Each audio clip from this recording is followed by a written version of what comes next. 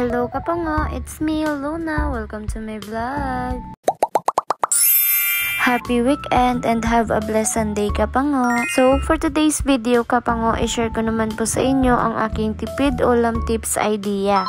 At syempre, before tayo pumunta sa palengke kapango, mag-coffee muna tayo. Tara, kape po. So, pagkatapos ko nga pala dyan magkape kapango, tara, pupunta na tayo sa palengke.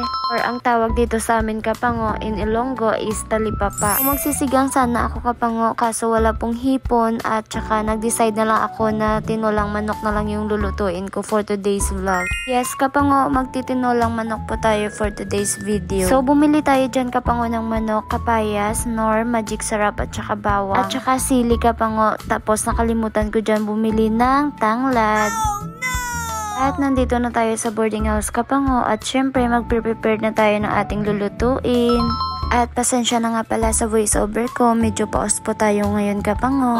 Fast forward, hindi na pala ako dyan naka-video kapango sa pag-prepare ng lulutuin natin. Mag-aadobo po tayo at saka tinulang manok. Alangan naman isda kasi manok yung binili natin. Oh nano.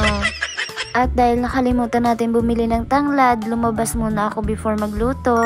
So sa costing pala kapango, 90 pesos lang po yung nagastos natin today dahil ang manok 60 pesos tapos yung the rest na binili natin is 30 pesos. And ito po yung struggle ko kanina kapango, tumatagilid po yung kaldero ko dyan. Sa malaking kalan pala ako dyan nagluto kapango kasi yung butane namin mahina na po yung buga ng apoy niya.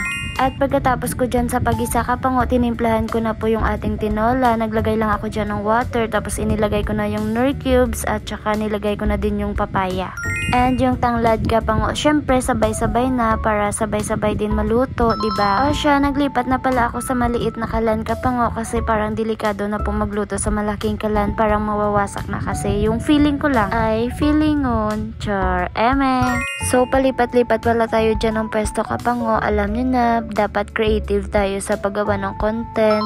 At syempre, isi-share ko na sa inyo kapango kung ano yung ating tipid ideas today. So, kapag bumili kayo sa palengke kapango, dapat nakabudget na po yung pera nyo kung ano lang yung bibilin nyo.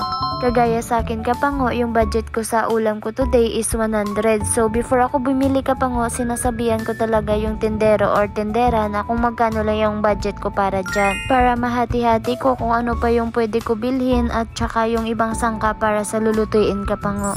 So, that's all for today. Sana may natutunan kayo sa aking tipid ulam tips idea kapango at sana di kayo magsawang manood sa aking mini vlog or vlog. Syempre, kapag hindi umabot sa 3 minutes, mini vlog po yan. Pag 3 minutes to up na po, vlog na po yan kapango. So, hanggang dito na lang kapango. Thank you for watching. Bye! Jesus loves you. See you in my next vlog.